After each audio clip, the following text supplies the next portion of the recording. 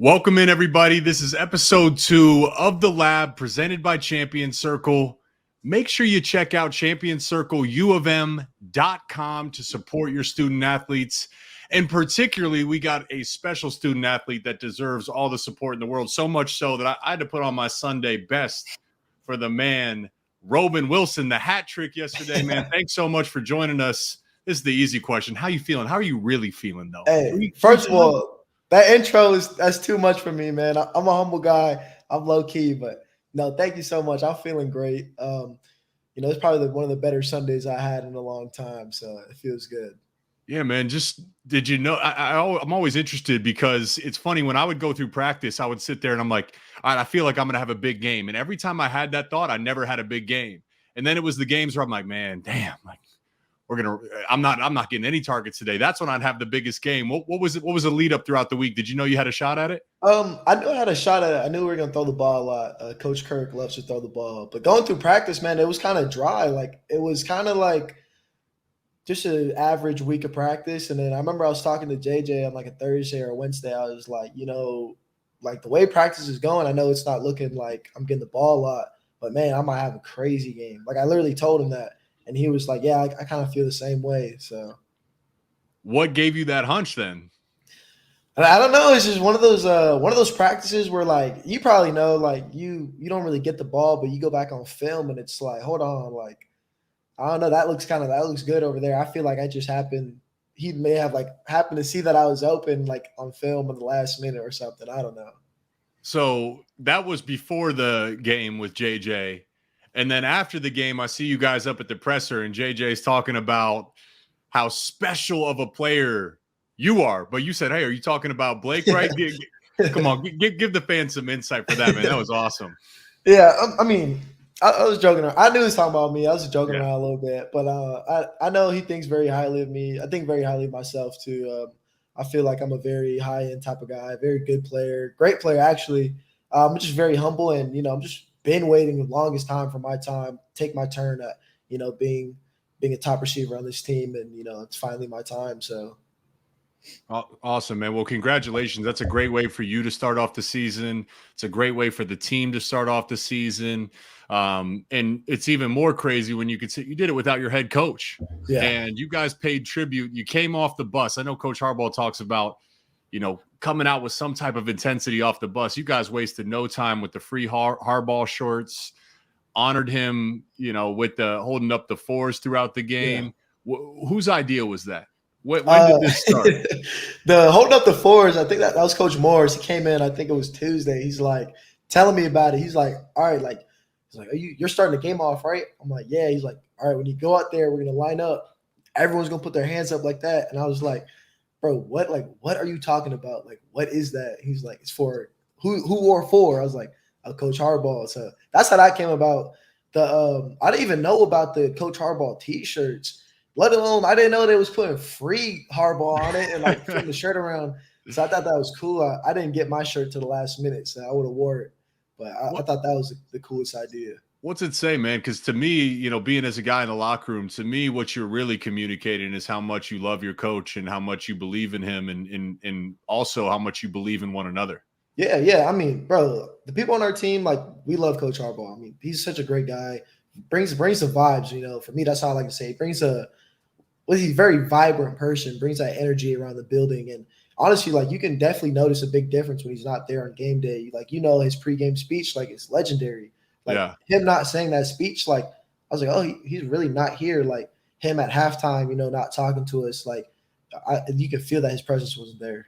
Man, can you imagine, Coach Harbaugh, he used to tell us, he's like, I mean, he bleeds football, man. Like, he loves ball. Like, he would tell us, that was like one of his first things he said to us when he got on campus in 15. He's like, I knew from a young boy, he's like, I wanted to play football as long as I can. Then I want to coach football as long as I can. And then I want to die. It was that blunt. He was like, my life is dedicated to football. Yeah. So, like, did he give you what was he doing during the game? Like, did he talk to you guys? Did you see him today? Like, I mean, that dude loves ball. I can't imagine that was easy for him to not be on the sidelines. I didn't see him I saw him the night before the game. I didn't see him like Saturday. I didn't see him today. I texted him after the game. I was like, he said a good job, like, congratulations, all that. And I was like, thank you, coach. Like, it means a lot. Like, I really do miss you out there. Like, it doesn't feel the same. And he like sent me a little heartfelt message. He was like, man, like, I really appreciate you like saying that. Like, I can't wait to be back. And that just means like I feel like it really did hurt him not being at that game. Like, we're not just his team, like we're his family, and like him not being here, it's like a missing piece.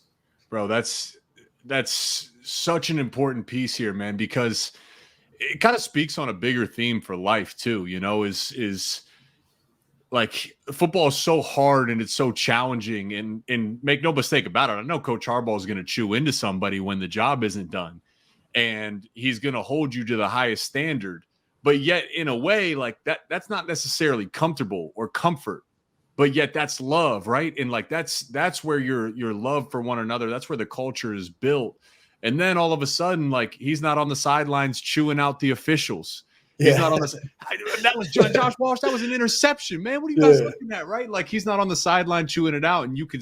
Is it fair to say when you're removed from it, that's when you start to appreciate it a little more, especially as it applies to coach. Yeah, for sure. I mean, when he's not there, like even just you bringing up like the things with the refs and like chewing them out, like first of all, he really do be chewing them out. Like I'd be on the sideline, like like I feel like I want to say something like, "Hey, coach, like you don't gotta chew them out that bad," but man, like I really do appreciate like the intensity and the vibrancy he brings around the facility. Like it is missed a lot. Quick question. So you guys got out in that train formation to start the game. You know where that came from? Were you involved with that? I was the beneficiary of it. I got a touchdown off of it. Okay.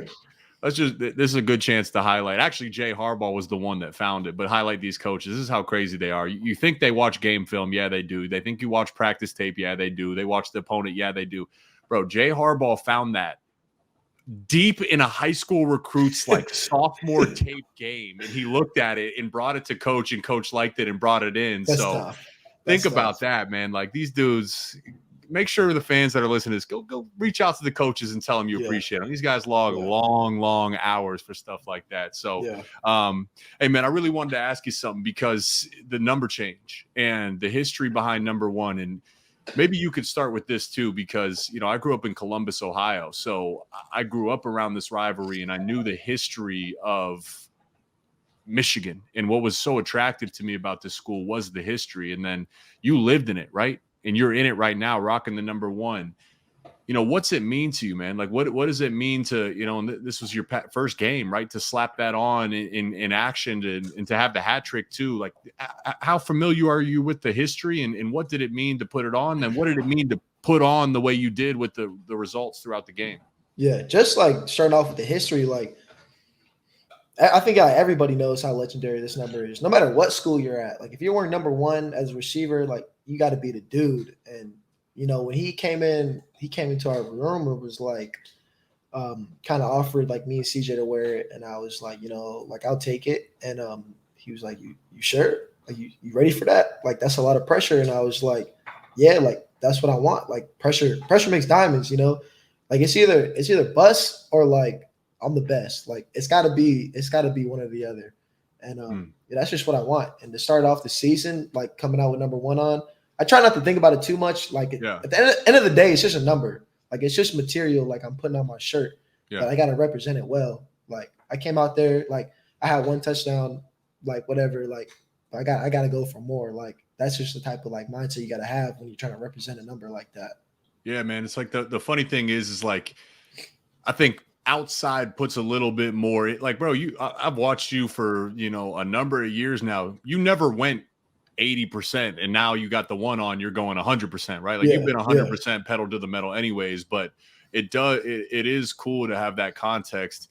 Funny story about that, man. When I first got to Michigan, I was a early graduate, early enrollee. So I got on campus in January, and they asked me what number I wanted to wear. Well, I played like punter, kicker, defensive end, linebacker, receiver, and tight end in high school. And I wore number one because there was no other numbers. So I walk on there and I was like, well, can I get number one? I forget who it was I was asking at the time. They looked at me like I was crazy. Like, bro, what? Who are you, dude? Like, what? No, absolutely, get out of here. No, so that would have been tough though if you wore one. That would have been great. Yeah.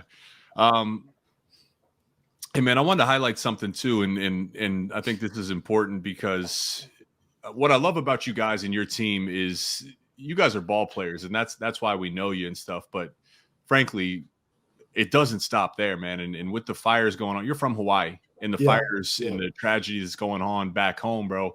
You are doing some fun things. Maybe not fun is the right word, but some important things, and you're finding ways to give back. Could you tell people a little bit more about that, and if there's a chance for our listeners to get involved, how they can get yeah. involved? As of right now, I haven't started like something. I'm in the process of putting things together. Because for me, when this all like started to happen out, it was in camp, so I was in the middle of like football training, like just busy going straight into classes in school. So I'm still in the process of putting a foundation together.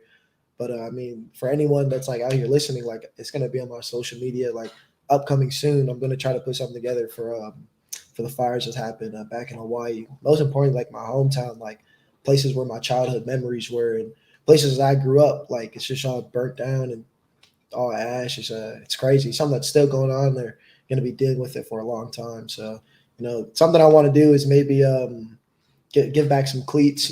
Try to help people who lost their houses. It's hard to talk about because like these people, like a lot of these people lost everything, and it's not something I had to deal with. And it's just another reminder that being in a position where I am in my life, like how far I came, and how far I'm doing, and now I'm in a position in my life where I can give back to a Hmm. community like that. It's a big deal for me. Is everyone okay? Yeah, my immediate family's okay. It's just like people I like kind of known growing up or been associated with who are dealing with these problems. Yeah. And I guess okay is relative, right? Like at least Yeah. healthy and alive, but what does that mean really when you experience some of those things? You know, as a leader, man, I just want to give you the chance to talk about why it's so important for you to give back. Why is it important for me to give back? Yeah, like why, you got a lot going on, man. Like no one would fault you if you wanted to focus on class and Yeah, focus on football, but for you to actively be setting up a foundation and finding the best avenue to give back, just yeah, to give you a chance to talk about that and why that's yeah. important.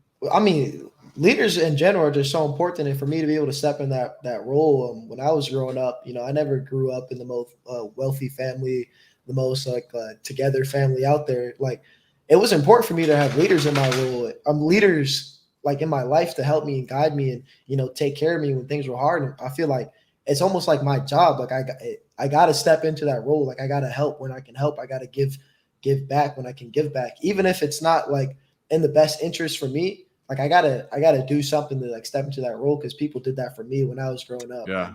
and it would have been hard for me to make it to Michigan without that.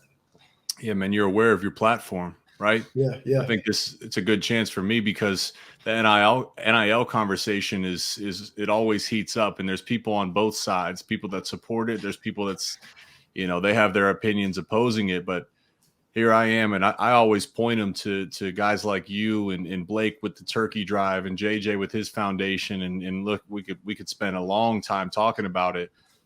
You dudes, since day one, as soon as you heard you could give back, you've been giving back, yeah. right? Like you've been giving back. Is there a motivation when you look at your teammates, when you look at what you guys do? It seems like it's an importance for you guys to, it's circular too. Like you succeed on the football field, but it seems like it's important for you and the guys to say, hey man, listen, like we don't take this lightly. We know what it means to be a Michigan man, right? And give back.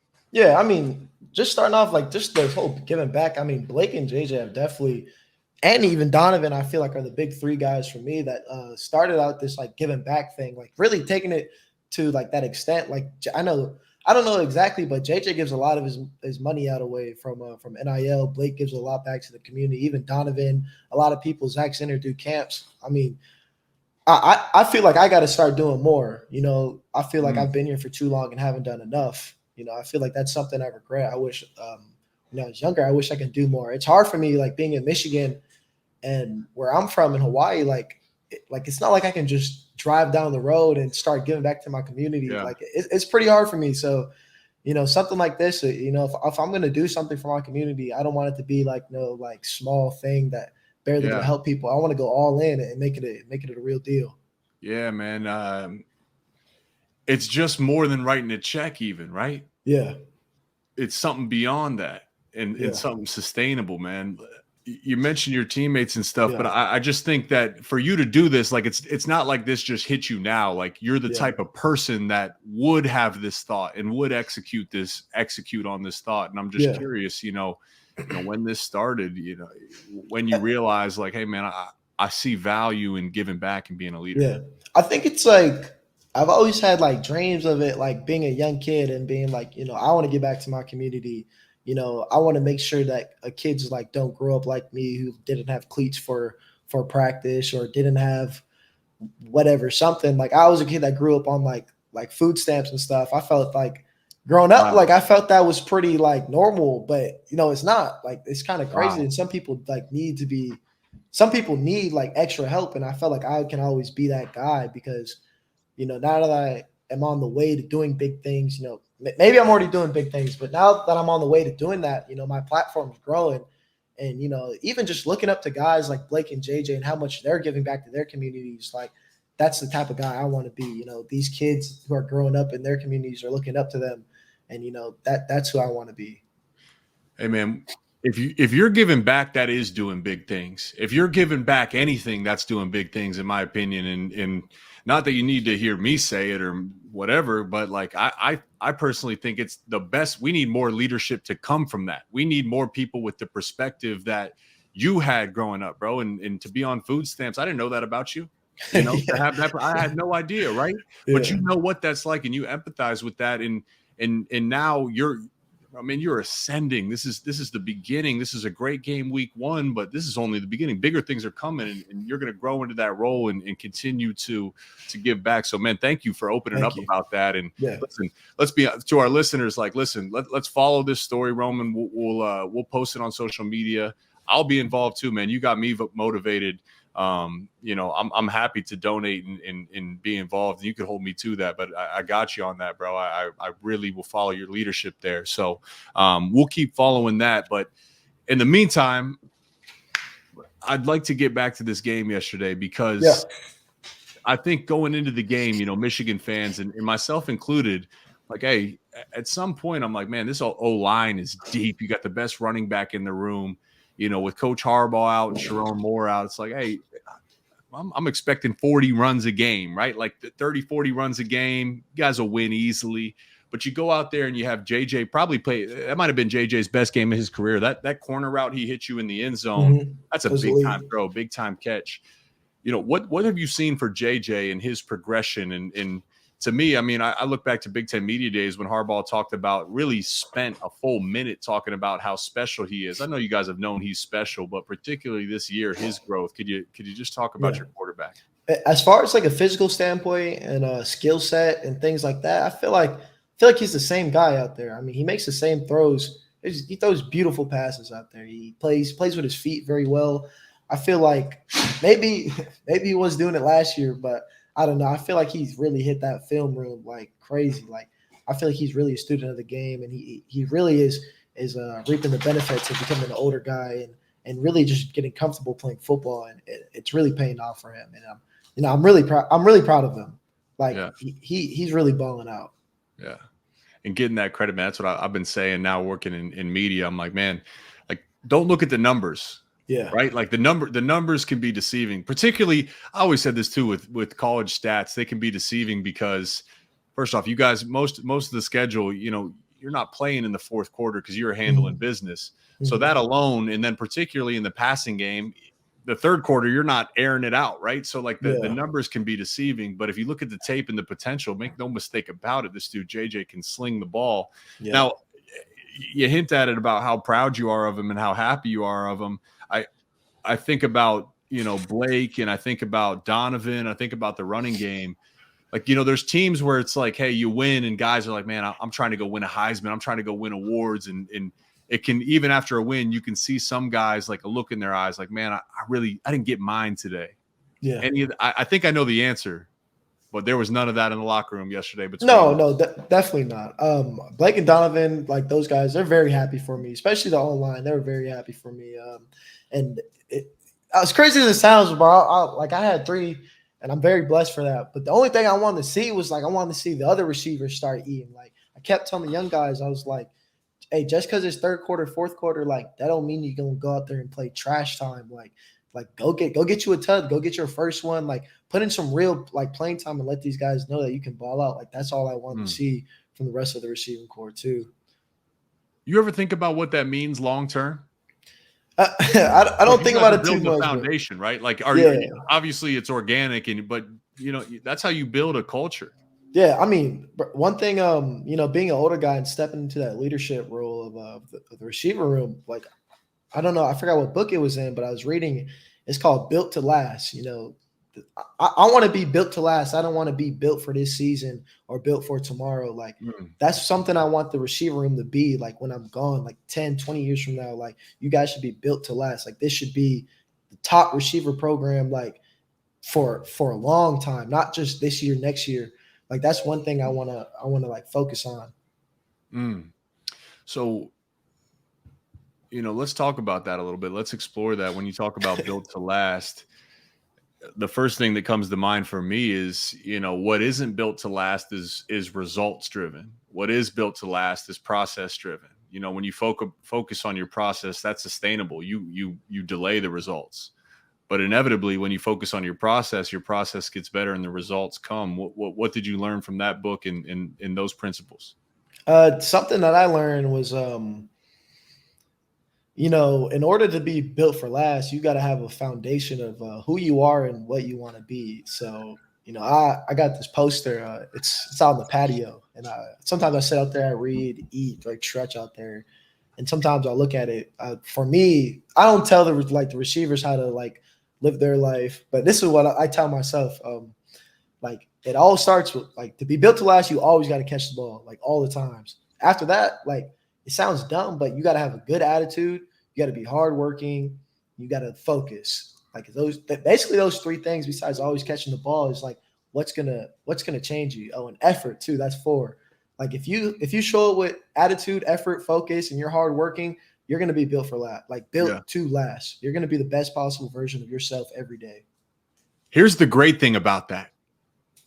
All those are within your control, bro. You control your attitude, your effort. You control how hardworking you are. You control the mental aspect of this and the time you put in. That's great. Great news, guys. Yeah. Do it too. You can do it too. I think back, man, in you being a senior and Cornelius being a senior, the veterans in the room, man, you guys have seen a lot of things. You've seen some good times. You've seen some challenging times. I think about my senior year, same thing, man. We were 7-6, 5-7 my first 2 years, and then we got some success with 10-win seasons my junior and senior year. As you look back at your journey and your time at Michigan, man, just can you talk about the evolution in what you learned from some of the challenging times and how that affects your process and what you do today? I mean, going into this program in 2020, I mean, it don't get much worse than that, maybe it does, but it was hard for me when I first came in here, and and honestly, now that I look back, I'm very thankful for that season. Just being at with Coach Harbaugh would tell us like people gave up on us, like the buzz around the facility had died, and having to you're not just giving it, you're not just a Michigan Wolverine because you just signed your letter and now you're on the team, you get to wear the jersey. Like I had to earn that, like I had to work for it, I had to sweat for it, I had to like be emotional, like I had to pour everything into the bucket, and like, that's my life. I wasn't just given to it. Like, I'm just grateful for that. It was hard, and now the success is like it's paid off. But we still got one more year, and being an older guy, it's now or never to get that chip. So. Yeah, man. And for Cornelius too, and you guys, what's it been like, playing alongside him? What have you seen him from his growth? Because I feel like last year and really throughout the years, like you guys have taken turns and like, Cornelius will ball out, you'll ball out. Sometimes you both ball out, you guys have just continued to show up, chop wood, carry water, as they say. Can you talk about your teammate Cornelius? Yeah, I mean, Cornelius is very, very high end guy, bro. That guy's like 6'3", like 200 something. Like he's a dog now. He can move. He's an elite route runner, elite catching, bro. He's the real deal. And he's the guy where like no matter what day it is, he's locked in. He's gonna come to practice. He's gonna have a good practice. That that guy's legit. There's not much to say. I feel like he's in the same boat as me. We kind of been in this facility for a long time and kind of doing our thing. But I think me and him have definitely picked it up, and especially CJ, kind of building into that, like getting older, like it's time to really pour in and ball out this year. It's time to give it my all, and I feel like that's what's been like what I've been seeing from him. I love asking, when I'm preparing for a game and we talk to coaches and have our meetings, I always ask, particularly early in the season coming out of camp, like I always ask, like I'll ask the offensive coordinator, I'm like, who on the defense stood out? Or I'll ask we'll meet with the quarterback. I'm like, hey man, what makes this guy special in the defense? Because I feel you guys work through camp and you go up against them all the time. So for you, man, this secondary, yeah, you played against these guys, you practice against these guys. It's iron on iron. Who stood out, man? Who's the hardest challenge? Who do you like to line up across from? For me, it's definitely Mikey, a guy who was, when I came in here, he was in the same room as me. A guy who's taught my technique. He knows my technique. So I literally love lining up against them and having to go up against him every day, because he knows when it first started, he knows what I'm going to do. Like he knows like the technique and how to beat it and things like that. And it really challenges me to evolve and get better. And besides just knowing the game and being a student, where he really knows defense and understands it, and he plays the technique like as a DB, like to an elite level. Like he's really one of the best in the nation, and he's going to play a long time after this year. What'd you see from him? Because I just feel like this is such a big story that he made it look so easy almost. Maybe it hurt him. Like it was so seamless that it's like we don't even. It just was. Oh, Mikey's a DB now. Mikey's a nickel now. Mikey's breaking up passes in the Ohio State game. Like, you know what I mean? Like it almost was so easy that it doesn't get talked about enough. Give us behind the scenes, man. That first spring ball, his growth. Like how often was he spending extra hours in the building and watching tape and his growth from the beginning of spring to the end of spring to camp, and year 1 to year 2 to where he is now. Yeah, I think when he first started off, it was like he would take some reps at DB, and then he was doing good. He was doing good at DB, and then it's like next you know, Mikey's gone. Like I'm not seeing Mikey anymore. Like, but just see, like I'm the type of guy where I'm in and out of the facility. Like sometimes I'm in there for a long time, but like Mikey was always in there, always trying to study, because he's got a backpack now, and Mikey was doing so good at DB that he got thrown into that role of being that nickel for our team, and not just being a guy out there, but being a guy that we needed like out there. So he was on his A game, always out there practicing. And even now, even back then, Mikey's still begging to try to come over and get some receiver reps. Like he's begging to play both ways. And, sometimes he doesn't practice, and, he's still got it. Like he's still elite out there. So hey, maybe it happens this year. I don't know. Did you catch any of the Colorado game this weekend? A little bit. Yeah. Did you see any of the highlights? Yeah. I mean, Travis Hunter, bro, legit. That's crazy, right? Yeah. I think dudes could do it. I mean, Jabril did it. I think dudes could do it. I would. And listen, I know one thing. I wouldn't bet against Mikey. I think he could do it too. So who knows? 100%. Coach Harbaugh has always got some creative stuff in his bag. All right, man. Listen, let's have some fun here as we wrap this up and let you enjoy the rest of your Sunday. I know you did some vlogs last year, and you've been big on streaming. You've been big on social media. You do a good job of connecting with the fan base. As you think back to your vlogs last year, what was one of your favorite moments that you caught on camera, caught off camera, and let people know too? Where can they watch some of these vlogs at?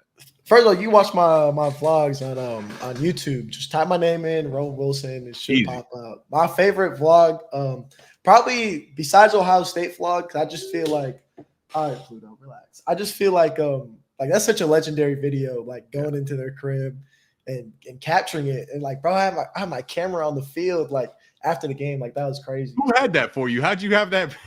I'm not gonna say who it was. I just come out. I gave it to someone that stuck it in their pocket before the game started, and I was like, yo, like, hey, just make sure you got this close to me, like when be ready, man. Yeah. So I thought that was crazy. One of my other favorite ones is lighting my first cigar after the Big Ten championship. I had no clue what I was doing, but I was trying. I thought I was cool, but now looking back at it, I wasn't that cool. The cigar? Yeah. Did you inhale? I tried not to. I definitely did a little bit. Hey man, the only way we can learn it is by doing it. So yeah. So you also do some streaming though, and this is one I'm real Yeah, curious about because I know you play some Madden, a little bit of NCAA. Obviously, the new NCAA games coming out. yeah, I'm a big NCAA game guy, yeah, so we got to talk about this because no one was messing with me. Drake Harris was one guy, but no one was messing with me back in Michigan. So we might have to play. yeah, You a big video game guy? Is it a football game or you know yeah. what's up? Where can they find you streaming? I mean, I stream on Twitch at Trill Roman at twitch.com, twitch.tv.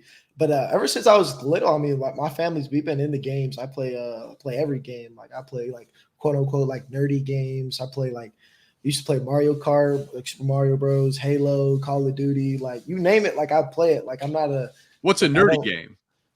Some people say like nerdy games are like League of Legends. Like if I don't know if anyone knows what that is, nobody knows what that is. But it's like a big Yeah. like I forgot what it's called, but not in the. It's like big.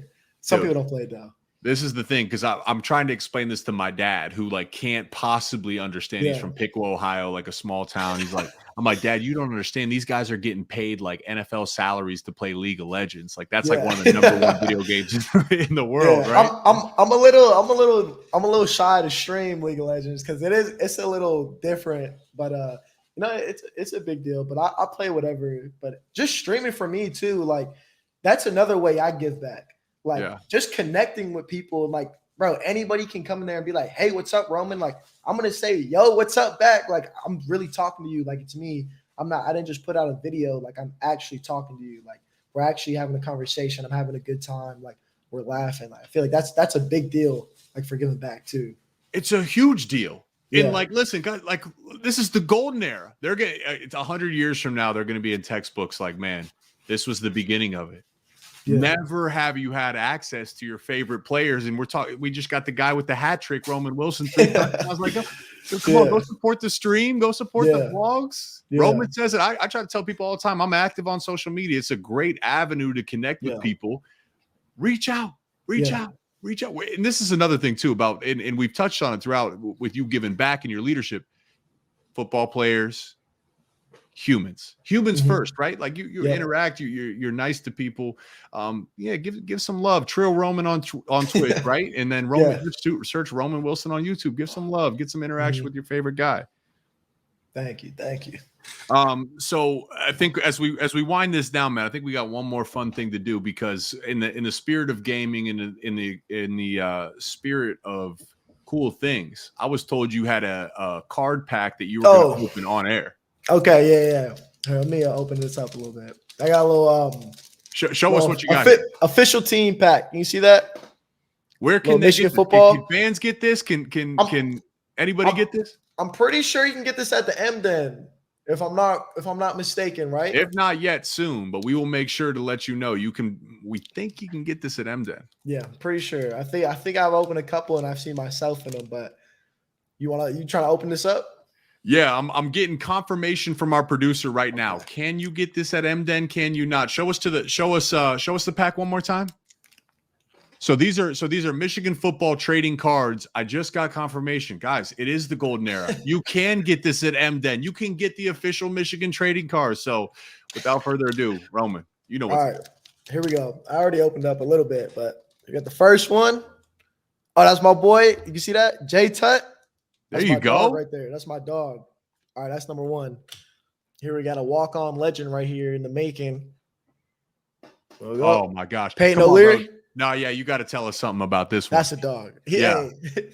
I saw it in the spring game. I've been hearing whispers. Hey, I think it was 2 years ago, maybe last year, bro. He was wearing 39 in practice. That dude was balling, bro. he was like second string, like just balling. Like I'm telling you, he catch a ball and then like he running with the ball out like that, not even tucking it, like scoring TDs. Like it was insane. I just knew from that moment on, like he was gonna get put on scholarship and hopefully see some playing time soon. He's a technician now. Yeah, I feel like he's just a dog. Like you paid O'Leary dog, like that's him. It's good. You know what? I'll tell you this too. 81 looks a little bit better than 39. It's for sure. Right. Like, hey, I'm wearing a suit today. I look like I'm on TV and I'm an analyst, right? Like, hey, 81 looks a little bit better than 39. Before I let you get to the next one, Roman, This is even better. I got better news. So you're opening this card pack. Yes, sir. You guys are probably interested. You want a Peyton O'Leary? You want a Jack Tuttle?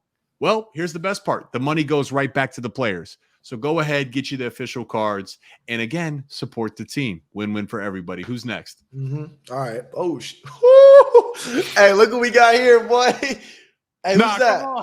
Come on. Come on. Hey, who that is? That's All the right. GOAT right there. Hey, so I'll do something here because I mean that I don't believe in coincidences. If someone's watching this and you get the pack and you have a card with me on it, I will sign it for you. Make sure you reach out to it on Instagram or social media. If you buy this pack and you support the team, reach out to me on Instagram. I will sign it for you and send it back to you. That is a promise. Go ahead and do it. Make sure you support your guys. After this, I'm gonna get on Instagram after this and reach out. Yeah, I got you. All right, we got the next one. Let's see, let me tell you when it's focused. There it goes. Yeah, that's the boy Junior. Yeah, GOAT. Stat sheet filler. GOAT soon. Okay, hold on. That's my dog too. Ooh. Okay, that's a legend. Hey, these guys are legendary in this pack. Oh, here we got another one. Another GOAT. That's the boy right there. Bro, what is this pack? This is insane. This is gas. Hey, if you held this pack for 10 years, it might go for a couple thousand. This is a good pack. This is my dog too. Hey, come on. Hey, this is Trente Jones. He be on Twitch too. This my duo. Hey, follow him on TikTok too. Trente's active on TikTok. I've seen it with my own 2 eyes. All right, we got Frozone. Oh, we got a little preview too. We were just talking about this guy, right? I didn't see it. Okay. Next one. Frozone, aka Mikey, Sub-Zero. Those all blues are so fresh.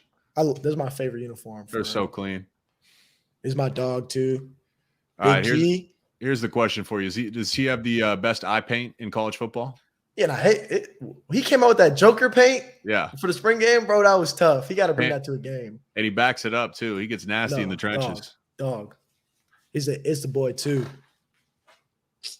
Bro, come on. Wait a second. Do we have to tamper expectations to the I mean, this is a pack of packs right now. I guess granted, you guys got some players, so chances are you're gonna get one of your favorites on this. This is a good pack. Hey, I don't think you can go wrong with any pack. I feel like any pack you get is gonna have some dogs in there. So is that it? Yeah, that was the pack I just got. So it's kind of deep. I mean, it was man, say roughly 10. Like that's a good pack. That's a real good pack. Especially you got it. Yeah. I mean, I'll sign your card, but I need you to sign one for me too. I'm gonna get a package support, and as soon as I get the Roman Wilson card, we can do a swap 1 for 1 here too. Yes, sir. So. I got you. Listen, man, this is awesome. This is really cool. We're looking forward to this. So this podcast is kind of touched on. This podcast each week is something that I think the fans will appreciate.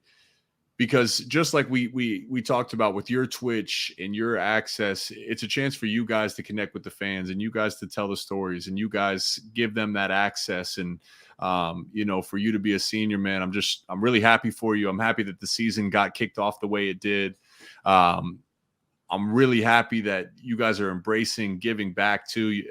I'm telling you, man, it makes former players proud. Not that you need me to say that, but I know it makes the fans proud. I think one of the best parts about college sports is the community.